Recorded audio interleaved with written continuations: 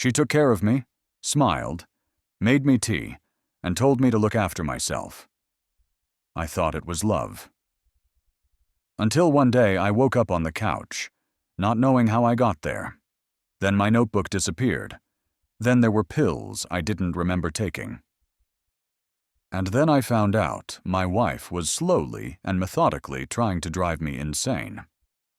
My name's Andrew Miller.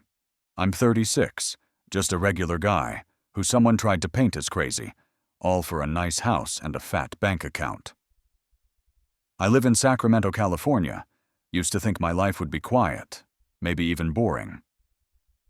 Had a solid IT job, a cozy workshop in the basement, Friday nights with buddies. Not exactly Hollywood, but I was happy, until one day. The day I met Hailey. She walked into that bar like it was no big deal, or so I thought. Tall, wavy blonde hair, gray sweatshirt, jeans, open smile, clear eyes. She sat next to me, said she was tired of loud crowds and just wanted some peace. We got talking. An hour later, I forgot why I'd even shown up. All I could think about was her stories about working at a nonprofit, how she loved dogs, how she was scared of thunderstorms. I walked her home. A week later, we were strolling by the lake, laughing, eating ice cream. A month later, I introduced her to my mom. Things moved fast, but it didn't feel weird. It felt perfect, maybe too perfect. 4 months in, she moved into my place, packed her life into 3 big suitcases and said, twice, "I want us to build everything together." I believed her.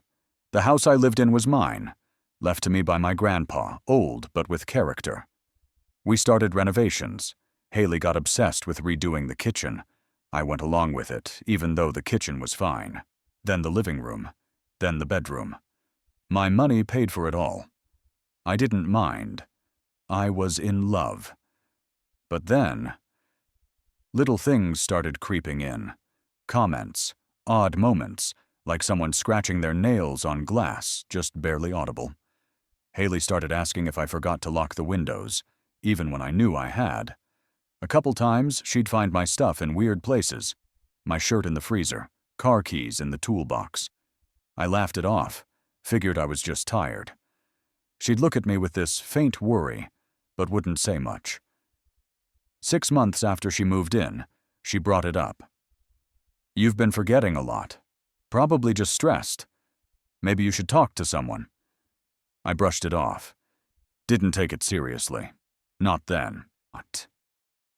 For my birthday, she gave me a notebook. Black leather with "So You Don't Forget" written on it. Weird gift, but I thanked her. She started nudging me. "Write it down so you don't lose track." It annoyed me at first. Then it became a habit. Around that time, she mentioned insurance, asked if I'd thought about updating my medical plan, said my old one was outdated. What if something happened? I was surprised, but agreed. We were family now. I signed some papers she brought from her office, didn't read the fine print. Then there was the tea. Hailey always made it herself. Herbal, with honey. I didn't think much of it until I noticed it made me drowsy. I worked from home, and I started feeling this heavy, sudden urge to sleep during the day, like someone flipped a switch. Hailey would smile. "You're exhausted. I told you, you need rest." And I believed her. Again. A month later, she insisted I see a therapist. Found this amazing specialist her friend supposedly recommended. I wasn't thrilled, but went along, for her. We went together. The session lasted 20 minutes. A middle-aged woman with a soft voice asked vague questions. I left feeling like I'd been hypnotized. Hailey asked how I felt. I shrugged. "Kinda weird." She smiled. "You're just not used to it." I didn't know it then, but that was the start of them convincing me, quietly, carefully, constantly, that something was wrong with me. I woke up one night out of nowhere. My chest felt tight, my throat dry, my head empty, like someone ripped out the last chapter of a book I'd been reading. I was on the couch, fully dressed, shoes on. Outside, it was dark. The TV hummed with a blue screen, credits crawling slowly. I didn't remember the movie or how I got there. The room smelled strange, sweet, warm, cloying, like someone brewed tea with honey and valerian and forgot about it. I sat up slowly, blood pounding in my temples. Everything felt blurry, like I was looking through frosted glass. I called for Hailey, quietly at first, then louder. Nothing but the fridge humming and the hallway light flickering. I walked through the house. Empty. Her stuff was there. Jacket on the hook, keys on the shelf, phone charging in the bedroom. Everything said she'd just stepped out for a minute, but the clock told me she'd been gone for hours. When she came back, her eyes were tired, but calm, like everything was fine. She acted like I knew where she'd been, like we'd talked about it. Casually, almost indifferently, she reminded me I'd told her she was going to a friend's. I searched my memory like someone fumbling for a light switch in the dark. Nothing, just static. Every day, my body and mind started feeling like they weren't connected. Mornings, I'd wake up moving through molasses. I forgot simple things. The new neighbor's name, where my glasses were, what I ate for breakfast. It all slipped away fast, like someone hitting delete in my brain. On the bathroom shelf, a few plastic containers appeared. Pills I didn't buy, with instructions in jargon I didn't speak. Too many words about mild calming effects and emotional stabilization. I didn't know these drugs. I didn't recall a doctor prescribing anything. But there they were, lined up neatly, like someone placed them with care. In the kitchen, a new tea showed up. A bag of herbs with a label, relaxation and sleep. She brewed it almost every night. I drank it, not because I wanted to, but because I was too drained to resist. Exhaustion hollowed me out. I'd fall asleep before I could think, wake up later than I meant to. One day, I tried checking my laptop. Wanted to see if I'd really been to a doctor and just didn't remember. Maybe I'd written it down. My calendar showed appointments with Dr. Ellis, 3 times a week for a month. I didn't recall a single one. When I tried opening the notes, the folder was empty. I dug deeper, checked my email. Inbox read. Replies sent. Some emails were written in my name, but I didn't recognize the words or tone, like someone else was guiding my hand. Then I saw a calendar notification on my phone. Take capsules at 8 p.m. I hadn't said it. I didn't know how it got there. That's when it hit me. I was being erased, slowly, methodically. They were wiping me out of my own life. I started fighting back, quietly. No words, just actions. Bought a second notebook and wrote everything down, by hand. Dates, times, what I did, what I ate when I woke up, where I left my keys, who I texted. Sometimes I'd sketch layouts to remember where things were. It gave me control. An illusion, maybe, but it was mine. One morning, that notebook was gone. Vanished. Not on the shelf, not under the bed, not in the drawer with my papers. I searched all day, tore through the house, even checked an old backpack I hadn't used since a Seattle trip. Nothing. In its place, on my desk, was a new notebook, different cover. Inside, neat handwriting that wasn't mine. Next to a date. Forgot to lock window this morning. Keeps happening. Below, acted withdrawn. No reason. Cold crawled under my skin. Those weren't my words. I called a friend. I couldn't do this alone anymore and figured Tom, a guy I'd known forever, could help. We met at a park, sat on a bench. I told him everything, careful, like I was afraid he'd think I was nuts. He listened without interrupting. Then he said he'd heard from Hailey, that she was worried, that I was becoming withdrawn, paranoid, that therapy was helping, but relapses are normal. I listened, and something inside me crumbled, quietly. No yelling, like a house losing its foundation. She'd been talking about me behind my back, building a story where I was sick, dangerous, unreliable. She was preempting anything I might say, and people believed her. From that day, I knew they weren't just pushing me out of my house. They were pushing me out of reality, out of trust, out of my own circle. Worst of all, I started believing it myself. I never minded silence. It was my friend, especially after long work days. But the silence that settled in the house after my real notebook disappeared was different. Thick, sticky, like the air itself was watching. And soon I realized it was literally.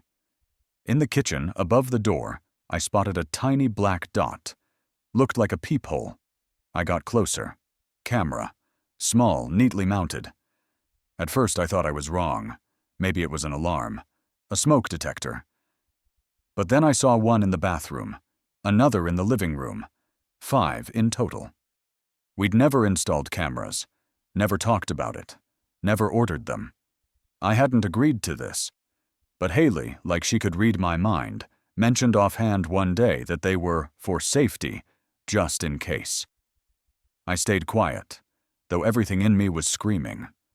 Safety? From who? She started hovering. If I left the house, she'd ask where I was going. If I came back late, her eyes would flicker with suspicion.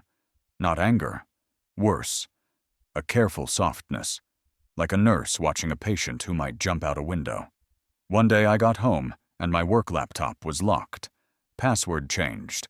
A security alert on the screen about suspicious activity. Hailey said it was company protocol, but I knew there'd been no updates. At work, people started asking weird questions. If I was okay. If I needed a break. A coworker I'd sat next to for 4 years asked if it was true I was being treated for instability.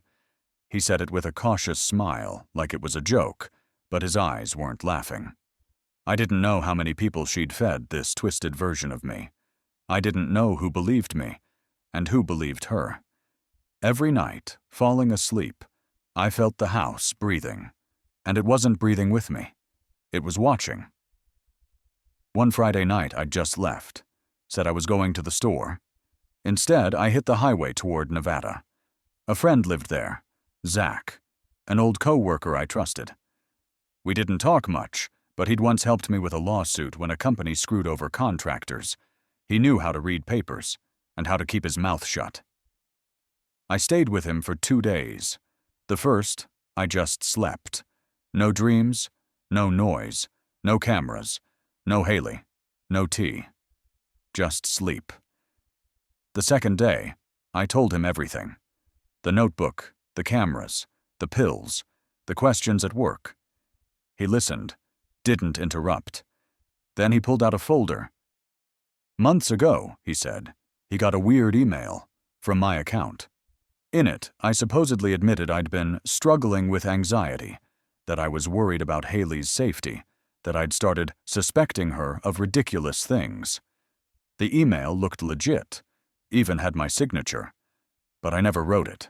Back then, he thought I was just recalibrating and didn't want to pry. Now he got it. Someone was writing as me. Someone was covering their tracks, and that someone slept next to me every night. I realized they weren't just making me doubt myself.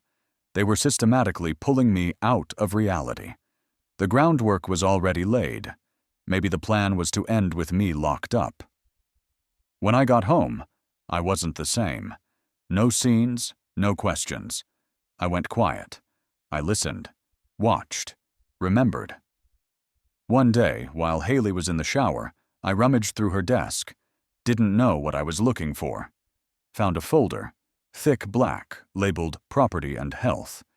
Inside, a document saying my house, once solely mine, was now joint property. Dated 3 months back. My signature on it.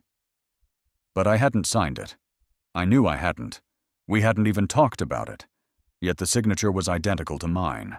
I already knew signatures were being forged, that someone was writing as me, setting reminders, changing passwords. But I needed more. Something undeniable. Something no lawyer, smile, or fake concern could dismiss. And I found it. By accident, almost. There was an old webcam in the house, one I used for video calls ages ago. Dusty, forgotten, sitting on a bookshelf. I grabbed it, planning to toss it to reclaim some control, but first I plugged it into my laptop, just to see if it still worked. The memory card inside had recordings, fragments. Most were mundane, everyday stuff, but one clip, nearly 20 minutes long, changed everything. In it, I'm at the kitchen table staring out the window. A cup in front of me. Hailey's there, smiling, walking behind me, patting my shoulder. She leans over, drops something into my cup. Quick, subtle, stirs it with a spoon, sits across from me, watches me drink. That's how she did it. Not with malice or rage, with kindness, like I wasn't the victim, but she was the one running the show. That clip burned into my eyes. I couldn't unsee her hand moving. The tiny gesture before the drop. Everything in me clenched. Anger, horror, helplessness. They weren't just driving me crazy. They were feeding it to me. That night, I didn't sleep. I searched. Cabinets, medicine bottles, drawers. Found a box hidden behind old dishes. Pills. Drugs I'd never heard of. Some discontinued. Others with black or X-only stamps. One was a tranquilizer, banned for general use. I photographed everything, put it back carefully. The next morning, I called a lawyer. I was shaking when I told him the story. He listened quietly, then said he'd heard this before. Women gaining access to signatures, joint property, medical records. 8 out of 10 cases end with hospitalization or lost assets. He told me to bring everything. Video, photos, documents, and advised me, don't drink, don't eat, don't sleep near her.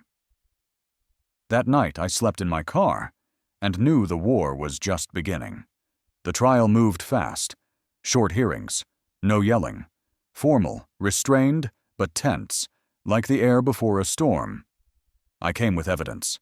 Video, photos, emails, screenshots of deleted reminders, forged documents, a private graphologist's report. It all pointed to one thing. Hailey was dismantling my identity to take my life, my house, my sanity. The judge, a woman in her 60s with a surgeon's eyes, looked at me calmly but sharply. She asked few questions, each one cut deep. She saw everything. Hailey looked perfect. Same sweater, same smile. But her voice shook.